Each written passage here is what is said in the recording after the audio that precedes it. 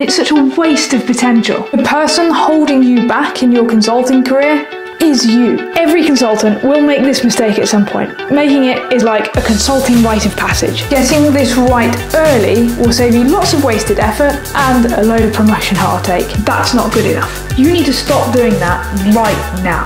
This is how I got double promoted in just 10 months. Hello and welcome back to another Consulting Charlie video. I see consultants making the same mistakes every time and it's holding you back more than you even realise. So in this video I'm going to share what they are and how to avoid them so you don't make the same mistakes as everyone else. These are the 3 biggest mistakes consultants make. Working hard, not smart, pursuing perfection, and solving the wrong problem. I'm going to show you exactly where you're going wrong and how to fix it. Let's get into it. Picture this. You're really busy, you've been working long hours, and you think you've been doing all the right things to get promoted. Promotion cycle comes around, and you're confident this is in the bag because you've got a long list of stuff that you've done in all those hours that you've worked. Your career coach represents you. They're also confident because frankly they're doing the same thing as you, hoping it'll work. Now it's tell day. Your career coach calls you. Oh no, you didn't get it. The feedback typically goes something like this. They felt you did too much of X and not enough of Y, but you worked so hard. You put so much into it. And they say, yeah, I know. Sorry about that. We'll try again next time. You're gutted. All those hours wasted. All those family meals you missed. For what? All those nights out you left early? Pointless. I've seen this happen so many times and it's such a waste of potential. Here's what happens. Consulting is known for its long hours. So you think that when you're working long hours, you're automatically doing the right things for promotion. Wrong. Beware the busy trap. Just because you're working hard doesn't mean you're working smart. Working smart will get you promoted. Working hard will get you burnt out. Actually, the ideal combo is to work hard at working smart. That's how I got double promoted after just 10 months in consulting. Often, working hard looks like working smart, but actually it's an illusion. What is smart work? Smart work is the work you do that either directly takes you in the direction you want to go, probably promotion, or lays the foundation of skills you need for the direction you want to go. You want to be filling your day with as much of this as possible. In reality, most people fill their day with busy work instead. Where do you find smart work? Let's take an example. Let's say you want to work towards a promotion from consultant to senior consultant. The first thing you need to do is get your hands on the performance criteria. These are the universal criteria that your firm sets that determines what a senior consultant is. It will describe a set of behaviours and responsibilities that you need to demonstrate in order to prove that you are a senior consultant. It will describe a set of behaviours and responsibilities that must be demonstrated in order to be classed as a senior consultant, or whatever level you're going for, because this works at every level. Now, go through your to-do list and ask yourself, which of these criteria does this map onto? The question you're trying to answer is, does my work give me an opportunity to prove the things I need to prove to get to where I want to be? If you can answer yes, substantially more than no, you're fine. You're doing all the right things. If you can't, then you've fallen into the hard not smart trap and you need to get out pronto. Now, here's the thing. It's easy for us to lie to ourselves. It's easy to tell ourselves what we want to hear, not what's actually happening. If you're going through this list saying, well, if I put it like this, then yeah, pretty much, then that's not good enough. It should be immediately clear, yes or no. Let me give you an example from my own consulting career.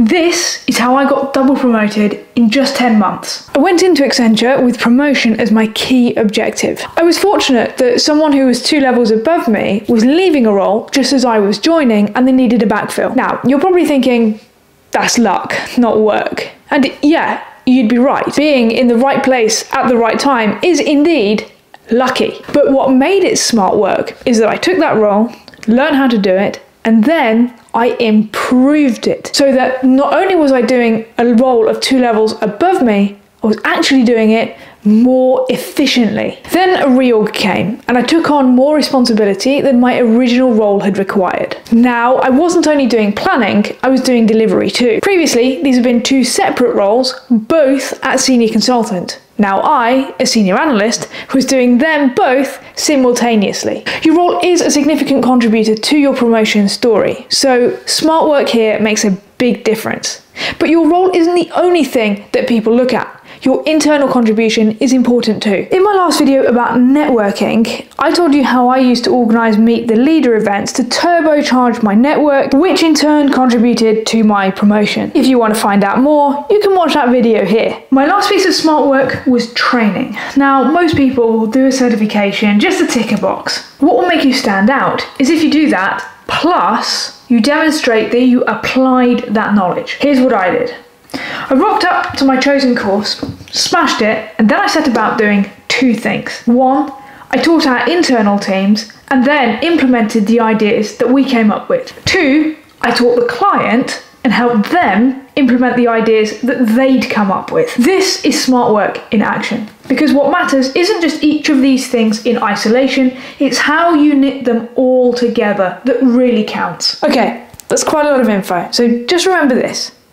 Working hard doesn't mean that you're automatically working smart. To do that, you need to be clear on what you want to achieve, make sure everything you're doing is traceable to that outcome, assess regularly so you can pivot quickly if you need to. Getting this right early will save you lots of wasted effort and a load of promotion heartache. Here's the thing. Consulting tends to attract lots of insecure overachievers, and insecure overachievers tend to be perfectionists. Yes, I know this is a generalisation. Perfectionism is a trait that serves you well through school and university. Perfectionists are generally the people getting the best grades, putting in the best applications to consulting, investment banking. I mean, look, you're all thinking of someone right now. Don't pretend you're not. Then suddenly you join the working world and this trusty trait that's been so useful isn't. Now, this perfectionism is causing you to work longer hours in a career that's already very demanding. That causes you to feel tired.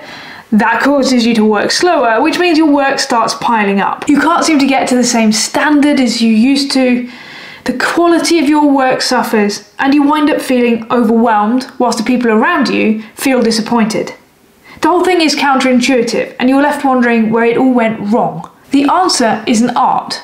The art of just enough. The volume of work you need to produce as a consultant is so high that you don't have time to make everything perfect, and you need to realise this right from day one.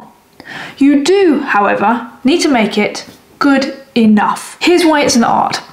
Every piece of work has its own definition of good enough, and your task when you take on a piece of work is working out what good enough means. If it's client work, speak to your client. Don't overthink this. Just ask your client, what does good look like to you? Then make sure you exit that conversation with you both having a clear understanding. Then all you need to deliver is that. Obviously there are times when you'll need or want to go above and beyond, but pick those strategically. For example, if your team wants to sell some follow-on work. It's the same for internal work. Simply ask your internal stakeholder what good looks like to them and then plough your time into that. Then, once you've got to good enough, stop, move on, do the next thing. Don't faff around with stuff that nobody's going to read or remember.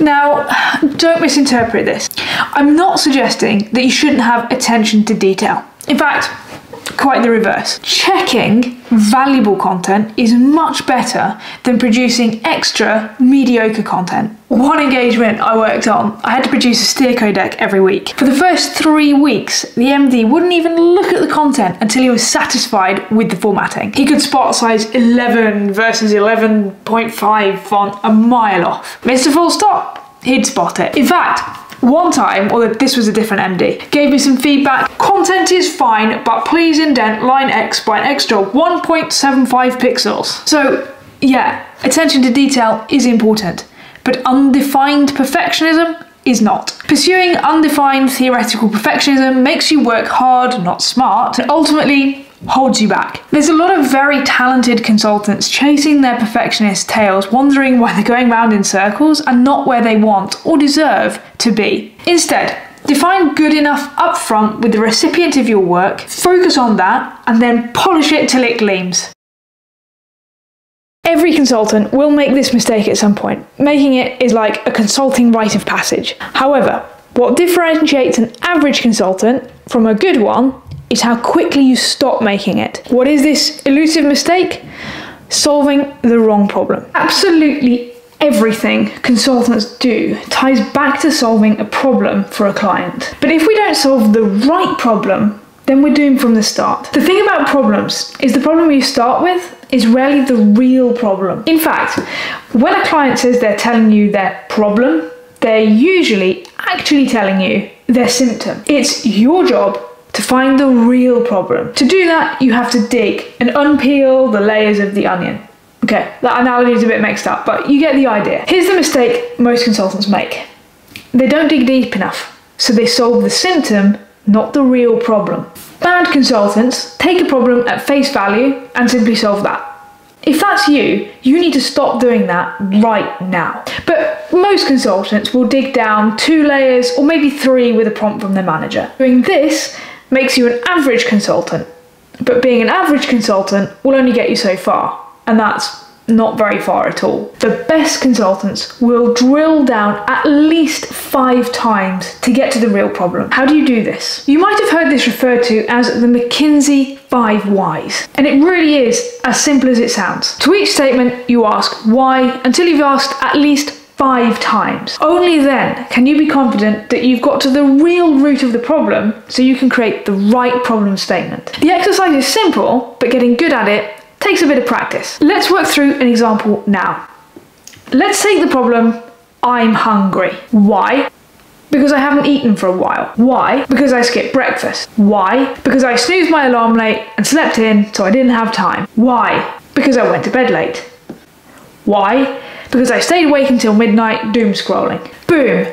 Now we have the root of the problem. You don't have a healthy sleep routine. So if I was a consultant, this is the solution I propose to the client. I propose a tactical solution to give them a quick win and alleviate the symptom, i.e. the hunger. So, I don't know, I might make them a sandwich. But then I'd also propose a strategic solution around creating a good sleep hygiene. I might propose a business analyst to create a sleep routine process. I'd propose some training with one of our sleep experts to teach them and their teams about the importance of good sleep. I won't labour the point, but you get the idea. To be a standout consultant, you need to get into the habit of always asking why at least 5 times and doing this unprompted. Implement it today, perfect it over time. Whew, what a video, we covered a lot. So let's do a quick summary. Look, honestly, most consultants are their own worst enemy. The person holding you back in your consulting career is you. And it's generally because you're making one or all of these biggest mistakes. But because so many consultants are making them, you won't find many people able to tell you about them and help you stop doing them. To be honest, I actually think this is probably the most valuable video I've ever made on this channel in terms of consulting career advice. I genuinely believe that if you couple this video with my last video about networking, then there's no reason why you can't be the top consultant in your cohort. I hope you found this video useful. If you have, please smash that like button, subscribe for more content like this, and hit that notification bell so you never miss out. Thank you for watching, and I'll see you in the next one.